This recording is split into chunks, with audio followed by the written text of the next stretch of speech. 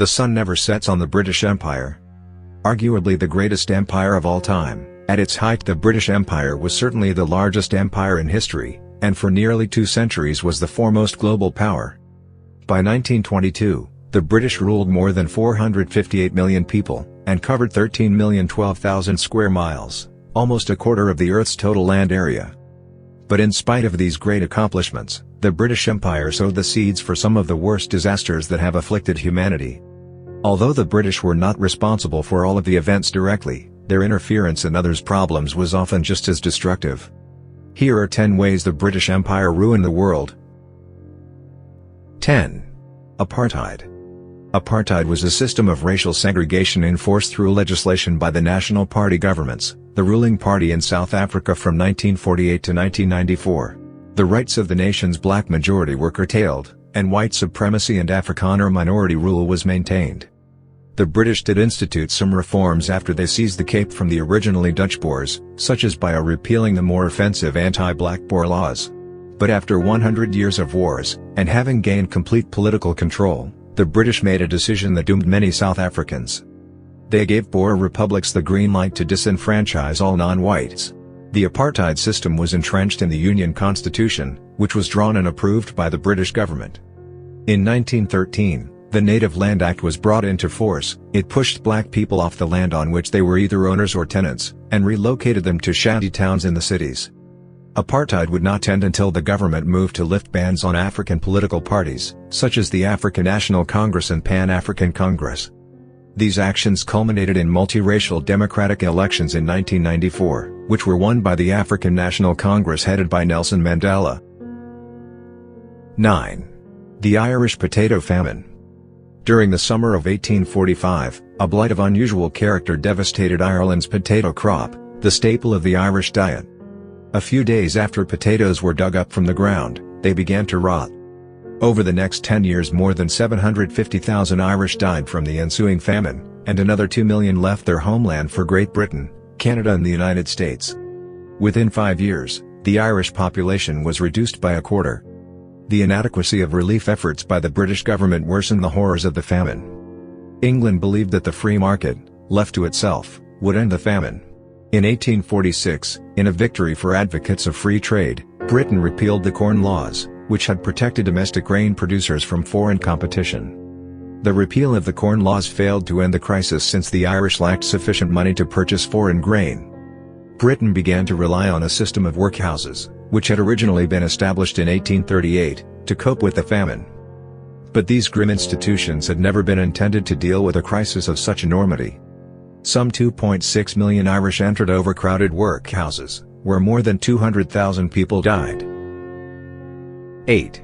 The invention of the machine gun. In 1879, the Gardner machine gun was demonstrated for the first time. It could fire 10,000 rounds in 27 minutes, and its accuracy was superior to that of the Gatling gun. This impressed military leaders from Britain, and the following year the British Army purchased the gun. In 1881, the American inventor Hiram Maxim visited the Paris Electrical Exhibition. While he was at the exhibition, a man he met told him, if you wanted to make a lot of money, invent something that will enable the Europeans to cut each other's throats with greater facility. Maxim decided to move to London, and began working on a more effective machine gun.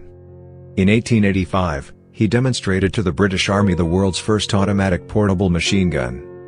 Maxim used the energy of each bullet's recoil force to eject the spent cartridge and insert the next bullet. The Maxim machine gun would therefore fire until the entire belt of bullets was used up. Trials showed that the machine gun could fire 500 rounds per minute, and therefore had the firepower of about 100 rifles. The British Army adopted the Maxim machine gun in 1889. The following year, Austria, Germany, Italy, and Russia also purchased the gun, causing an arms race on the European continent. The machine gun would haunt the British during the Battle of the Somme, when the British suffered 60,000 casualties on the first day. Since its introduction, the machine gun has caused countless fatalities across the world, and has allowed for more people to be killed with ease. 7. The Atlantic Slave Trade. The British did not start the slave trade or even import the most slaves. Both of these dubious distinctions belonged to the Portuguese. In the beginning, British traders merely supplied slaves for the Spanish and the Portuguese colonies, but eventually, British slave traders began supplying slaves to the new English colonies in North America. By the 1760s, Britain was the foremost European country engaged in the slave trade, owning more than 50% of the Africans transported from Africa to the Americas. The British involvement in the slave trade lasted from 1562 to until the abolishment of slavery. In addition to being a major player in the slave trade, the British supported the pro-slavery Confederates during the Civil War. The British needed cotton to fuel their machines. This caused the demand for cotton to skyrocket, which in turn demanded slave labor. And although Great Britain was one of the first nations to abolish slavery, they quickly made up for the loss of human labor by extracting Africa's raw materials and resources. 6. The Opium Wars. Seeing little to gain from trade with European countries, the Chinese Qing Emperor permitted Europeans to trade only at the port of Canton, and only through licensed Chinese merchants. For years, foreign merchants accepted Chinese rules, but by 1839 the British, who were the dominant trading group, were ready to flex their muscles. They had found a drug that the Chinese would buy: opium. Grown legally in British India, opium was smuggled into China, where its use and sale became illegal after the damaging effects it had on the Chinese people. With its control of the seas, the British easily shut down key Chinese ports and forced the Chinese to negotiate, marking the beginning of what is known as the 100 Years of Humiliation for the Chinese. Dissatisfied with the resulting agreement, the British sent a second and larger force that took even more coastal cities, including Shanghai. The ensuing Opium War was settled at gunpoint. The resulting Treaty of Nanjing opened 5 ports to international trade, fixed the tariff on imported goods at 5%, imposed an indemnity of 21 million ounces of silver on China to cover Britain's war expenses, and ceded the island of Hong Kong to Great Britain. This treaty satisfied neither side. Between 1856 and 1860, Britain and France renewed hostilities with China. 17,000 British and French troops occupied Beijing and set the imperial palace on fire. Another round of harsh treaties gave European merchants and missionaries greater privileges, and forced the Chinese to open several more cities to foreign trade. 5. The Scramble for Africa. The Berlin Conference of 1884 to 1885 began the process of carving up Africa, paying no attention to local culture or the differences between ethnic groups, and often leaving people from the same tribe on opposite sides of artificial, European-imposed borders. As a result, during the final 20 years of the 19th century, Britain occupied or annexed territories which accounted for more than 32% of Africa's population, making the British the most dominant Europeans on the continent. By 1965, Britain had lost its stranglehold on the continent, but the consequences of imperialism were immense. Firstly, the settler states of Kenya, Rhodesia, and South Africa saw many episodes of violence before African nationalists could forge a return to stability, after the departure of the colonial governments. Corrupt African dictators often gained power, despite ignoring the social needs of the people. Economic dependence on the West, coupled with political corruption, crippled attempts to diversify. Even today, Africa is the least developed region in the world, with poverty and malnutrition running rampant. 4. Appeasement. In March 1935, Hitler established a general military draft and declared the unequal Versailles Treaty disarmament clauses null and void. Some European leaders appeared to understand the danger, and warned him against future aggressive actions. The emerging United Front against Hitler quickly collapsed. Britain adopted a policy of appeasement, granting Hitler possibly everything he could want in order to avoid war. The last chance to stop the Nazis without a world war came in March 1936, when Hitler suddenly marched his armies into the demilitarized Rhineland, violating the Treaty of Versailles. An uncertain France would not move without British support, and the British refused to act. The years that followed led to a far stronger Germany. In 1936, Germany, Italy, and Japan signed the Anti-Comintern Pact. In 1938, Hitler threatened to invade Austria, and thereby forced the Austrian Chancellor to put local Nazis in control of the government. The next day, German armies moved in unopposed, and Austria became part of Greater Germany. Simultaneously, Hitler began demanding that the German minority area of western Czechoslovakia be turned over to Germany. In September 1938, British Prime Minister Chamberlain went to Germany to negotiate with the Nazis. The British and French agreed with Hitler that Czechoslovakia should be ceded to Germany immediately. On September 1, 1939, German armies invaded Poland, and Britain and France finally declared war on Germany. The Second World War had begun. In the next 6 years more than 50 million people would lose their lives. 3. The Industrial Revolution. The Industrial Revolution began in England during the 1780s, and started to influence continental Europe and the rest of the world after 1815. It profoundly modified much of the human experience. It changed the patterns of work, transformed the social class structure, and altered the international balance of political and military power, giving added impetus to the ongoing European expansion into non-European lands.